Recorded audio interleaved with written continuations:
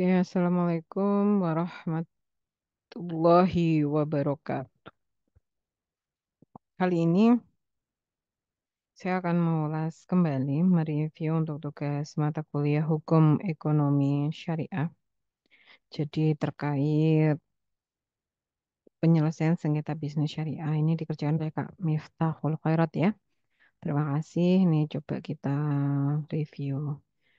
Masuk ke pendahuluan. Dalam dunia bisnis yang semakin kompleks dan saling terkait, sengketa adalah hal yang tak terhindarkan, baik antara perusahaan dengan perusahaan, perusahaan dengan konsumen, atau perusahaan dengan pemerintah. Sengketa dapat muncul dalam berbagai bentuk dan konteks. Penyelesaian sengketa yang efektif dan adil bukan hanya kunci untuk menjaga hubungan bisnis yang harmonis, tetapi juga esensial untuk stabilitas ekonomi dan keadilan sosial. Indonesia sebagai negara dengan populasi Muslim terbesar di dunia. Hukum Islam memainkan peran penting dalam berbagai aspek kehidupan, termasuk dalam bidang hukum dan bisnis. Prinsip-prinsip hukum Islam seperti keadilan, transparansi, dan etika dapat menjadi panduan dalam menyelesaikan sengketa bisnis. Dalam beberapa kasus, hukum Islam telah diintegrasikan ke dalam sistem hukum nasional dan menjadi dasar dalam penyelesaian sengketa melalui pengadilan syariah. Penyelesaian sengketa dalam bisnis adalah proses yang kompleks dan seringkali memerlukan pendekatan yang fleksibel dan inklusif. Di Indonesia, penggunaan hukum Islam dalam penyelesaian sengketa bisnis bukanlah fenomena baru. Sebagai contoh, Pengadilan Agama di Indonesia telah menangani berbagai kasus yang berkaitan dengan transaksi bisnis syariah. Prinsip-prinsip hukum Islam seperti keadilan, transparansi, dan etika berperan penting dalam menyelesaikan sengketa ini. Terdapat tantangan dan hambatan dalam penerapan hukum Islam dalam penyelesaian sengketa bisnis tetap ada.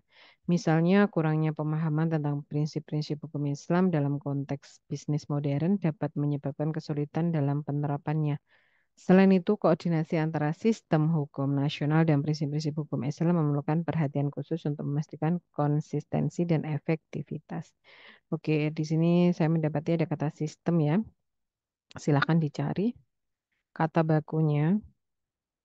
Kata sistem, sorry, sistem atau sistem atau sistem. Ini yang baku yang mana? Setelah ketemu, gunakan kata bakunya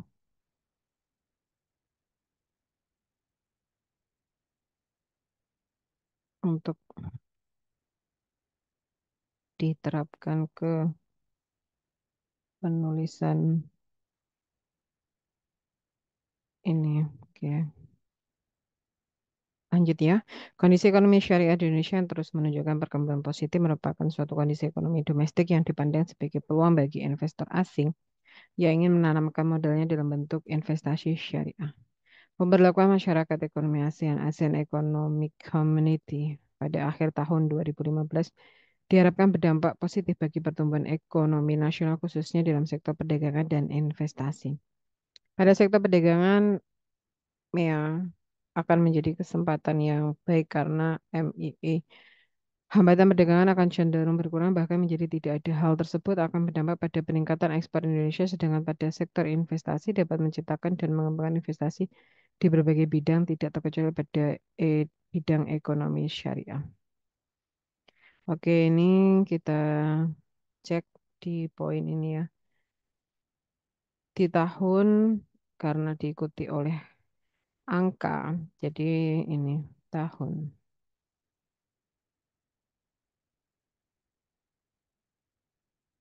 Oke, lanjut kembali. Di berbagai coba dicek ya apakah D-nya itu dipisah.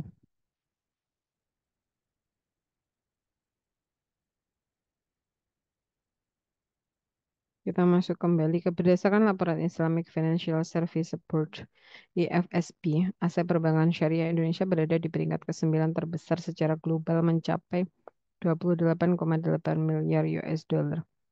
Laporan Global Islamic Finance Report 2017, aset keuangan syariah menempati peringkat ke-10 secara global mencapai 66 miliar US dollar. Dan Islamic Finance Country Index meningkat menjadi 6 pada 2018 dari 7 pada 2017. Sementara itu pada Juni 2018, Bangsa Perbankan Indonesia dalam hal aset mencapai sekitar 6% dari semua bank Indonesia. Ini diperhatikan ketika penulisan kata aset. Apakah S-nya double atau cuma satu? Coba dicek kembali ya.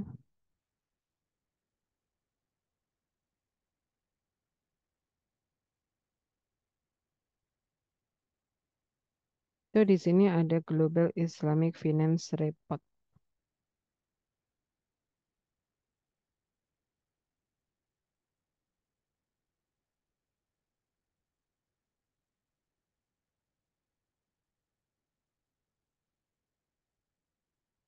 Kita lanjut kembali ekonomi syariah pada saat ini memiliki perhatian yang lebih karena mengalami perkembangan yang besar. Perkembangan tersebut semata-mata terjadi karena masyarakat pada masa ini memiliki kesempatan yang sama dalam bidang perekonomian. Akan tetapi maraknya para masyarakat ikut andil dalam perkembangan tersebut menyebabkan perpecahan atau konflik tersendiri, terutama perselisihan antara para pihak yang terikat dalam perjanjian dengan menggunakan akad syariah.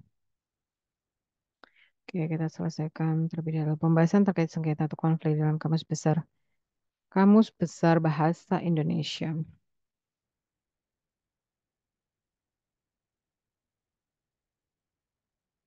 Merupakan satu kontradiksi dari sebuah paradigma atau bisa juga sebuah perseteruan. Sedangkan dari segi etimologi konflik ya perselisihan yang terjadi oleh dua kubu bisa juga melebihi dua kubu dikarenakan ada yang perbedaan paradigma mengenai sesuatu. Ketika konflik ini terjadi bisa mengakibatkan adanya pidana hukum bagi pihak yang melakukan kesalahan. Namun dalam konteks hukum, khususnya hukum kontrak yang ini juga kurang, coba dicek kembali.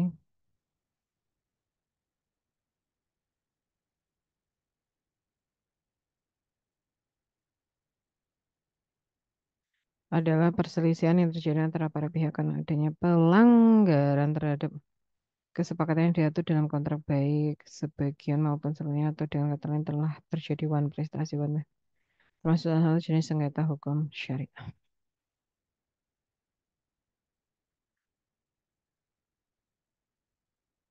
Bisa diartikan juga bahwa ekonomi syariah merupakan satu kajian tentang keilmuan yang mempelajari segala aktivitas masyarakat dalam memenuhi kebutuhan hidupnya dengan pertimbangan keridhaan dari Allah Subhanahu wa taala. Sederhananya bisa dipahami bahwasannya ekonomi syariah merupakan kegiatan-kegiatan usaha masyarakat yang disebut pada prinsip-prinsip Islam dan regulasi dapat dikeluarkan syariah semuanya didasarkan pada aturan-aturan yang sudah dirumuskan dalam peraturan agama mengenai perekonomian atau usaha difahami.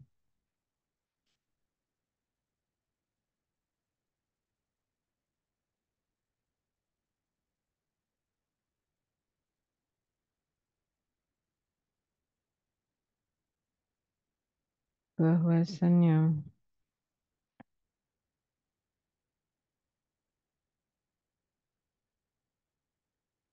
N1 atau N-nya double ya. Adapun sengketa dalam sistem perekonomian yang didasarkan pada konsep syariah ini dapat dipahami sebagai konflik antara dua pelaku ekonomi atau lebih yang secara prinsip-prinsip perekonomian berbasis syariah disebabkan adanya paradigma tolak belakang mengenai kepemilikan dan ada yang dikasih untuk masuk ke dalam jalur hukum.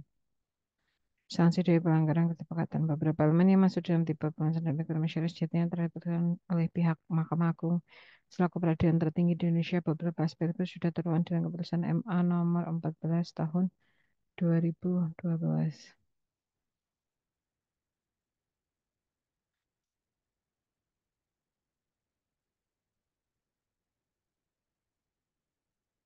Cek kembali ya cara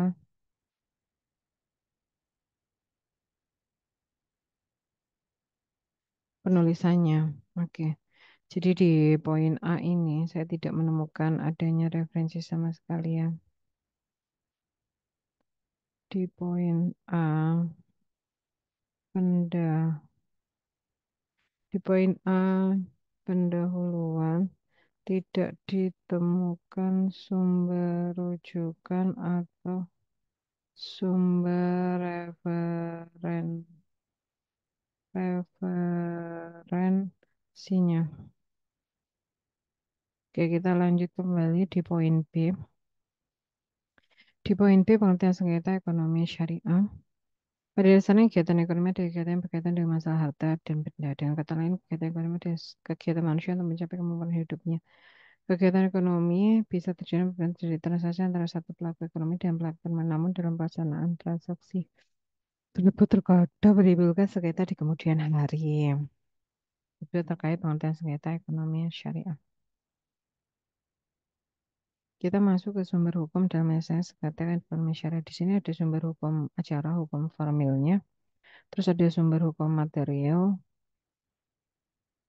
penyelesaian sengketa ekonomi syariah menurut Undang-Undang Nomor 21 Tahun 2008. Penyelesaian sengketa melalui non-litigasi, penyelesaian sengketa melalui litigasi, dan juga penyelesaian sengketa ekonomi syariah pasca putusan Mahkamah Konstitusi Nomor 93 garing POO strip 9 garing 2012. Kesimpulan sengketa ekonomi syariah adalah sengketa yang timbul dari perbedaan hukum bisnis syariah, pertentangan atau konflik perselisihan antara dua orang atau lebih tentang suatu hak dan kewajiban sebenarnya yang perbedaan pemahaman terhadap sesuatu yang disepakati dan perikatan yang didasarkan syariat pastinya. Nah, di sini banyak sekali ya ditemukan yang namanya daftar pustaka atau daftar rujukan, tetapi tidak terlihat di dalam materi yang sudah disajikan. Banyak sekali sumber sumber referensinya,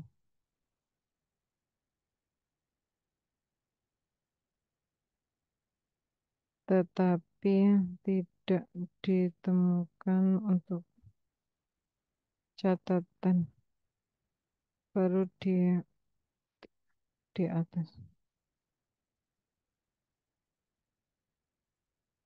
Oke, kita masuk kembali pastinya. Ada kesimpulan sengketa ekonomi syariah ini sengketa.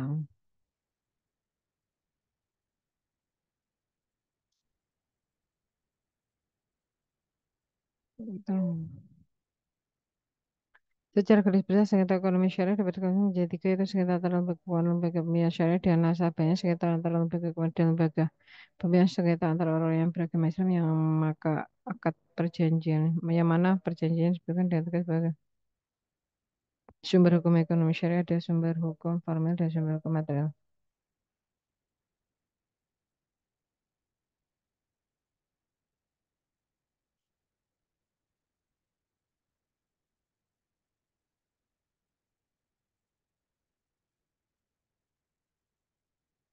Sumber hukum formal ada pembicaraan ilmu hukum, bukan pembicaraan filsafat sumber hukum.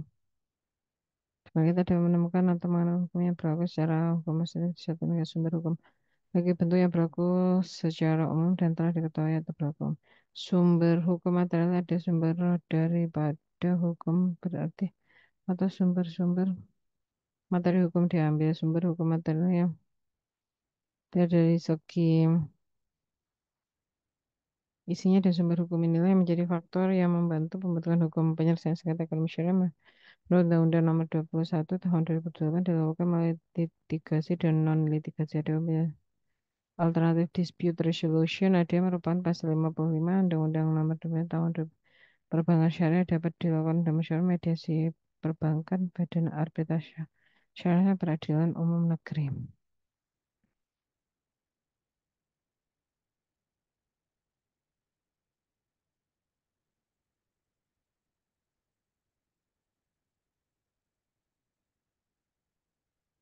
Penyelesaian sengketa ekonomi syariah pasca putusan Mahkamah Konstitusi nomor 93 PUU strip X garing 2012.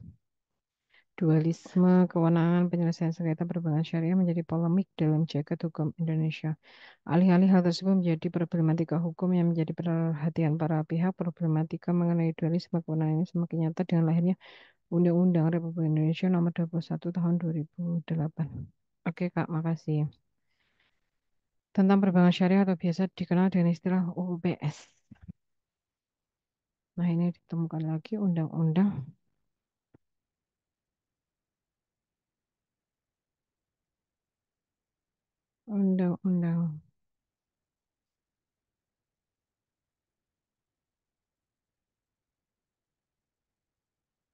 Oke, lanjut pasal 55 ayat 1.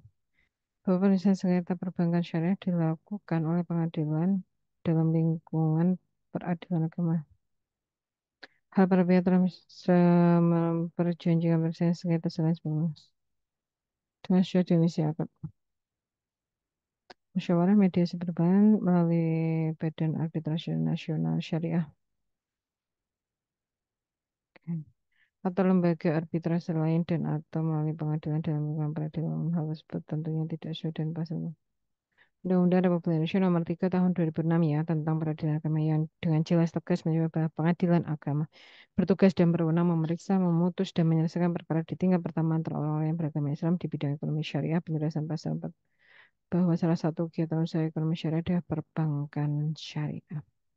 Nah, ini yang perlu diperhatikan ya teknik penulisannya. Ini sudah oke sekali saya perhatikan.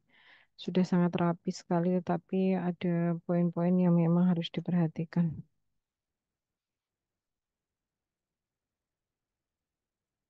Oke,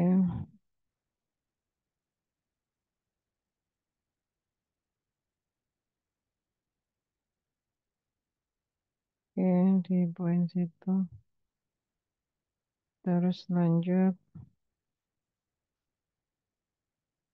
Kita masuk ke penyelesaian sengketa melalui litigasi tadi. Litigasi merupakan proses gugatan atau suatu konflik yang diritualisasikan. Nah, ini perlu dicek kembali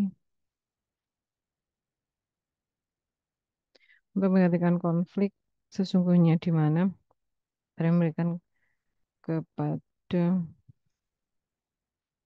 seorang pengambil keputusan dua pilihan yang bertentangan lembaga litigasi merupakan sistem penyelesaian sengketa melalui peradilan. Ini belum ada spasinya. Sengketa melalui litigasi ini diatur dalam Undang-Undang 48 tahun 2009 tentang kekuasaan kehakiman. Oke, ini diperhatikan lagi penulisan undang-undang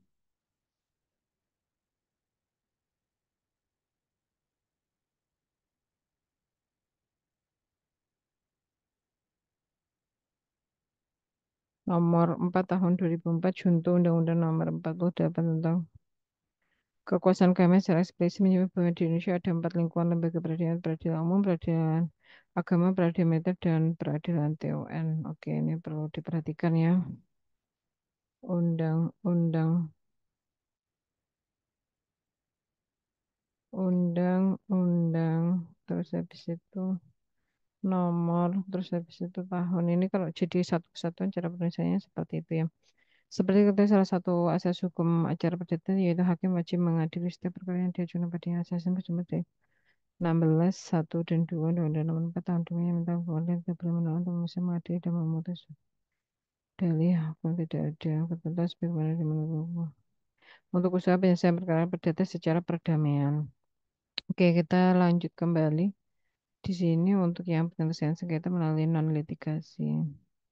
Nah, ini kan diakhiri titik toh, tanpa titik ya. Penyelesaian sengketa melalui lembaga non litigasi merupakan proses penyelesaian kedua pengadilan melalui lembaga ini para pihak dapat menghasilkan kesepakatan yang bersifat win-win solution, dijamin kerahasiaan ini kurang an ya, kerahasiaan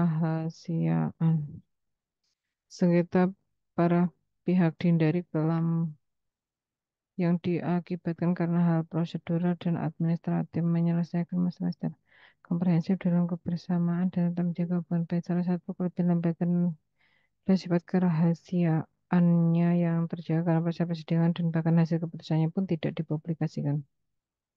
Alternatif dispute resolution ya, penyelesaian sengketa di luar pengadilan ini penyelesaian sengketa melalui alternatif dispute resolution. Keunggulannya antara lain harus dari tepat waktu, biaya murah, hukum tertentu, confidential, prinsip win solution, partisipatif. Oke,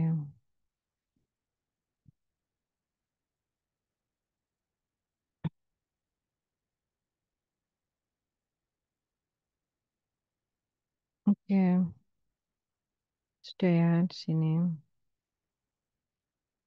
Nah, ini spasinya.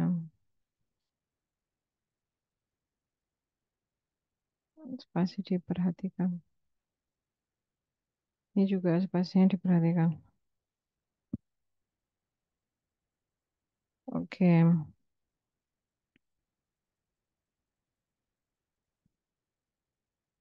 ya spasinya.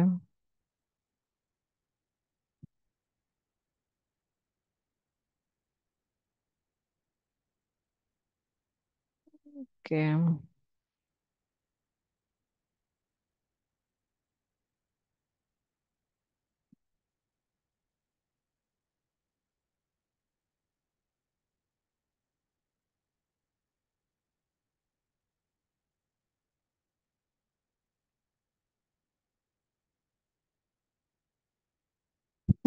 ini pengertian sengketa ekonomi syariah sama tidak ditemukan,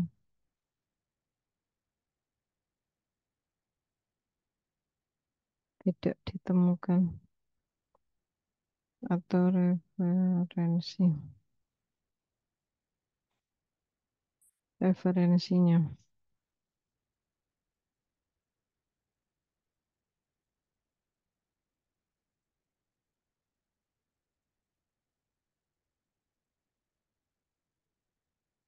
Hmm,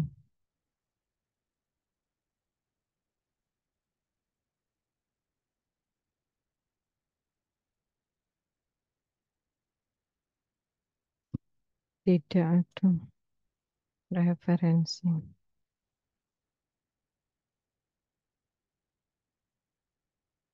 Oke, lanjut sama.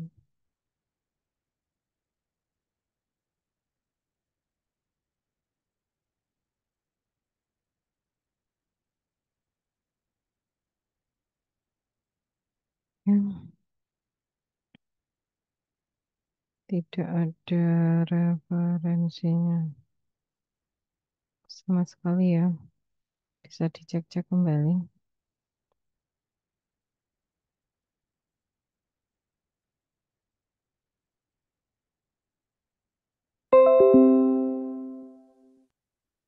Referensinya.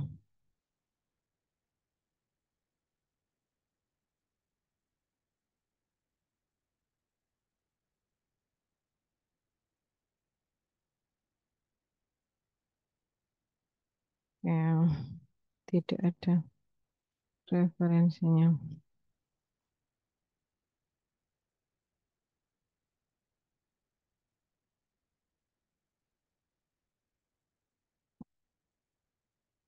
Referensinya, oke.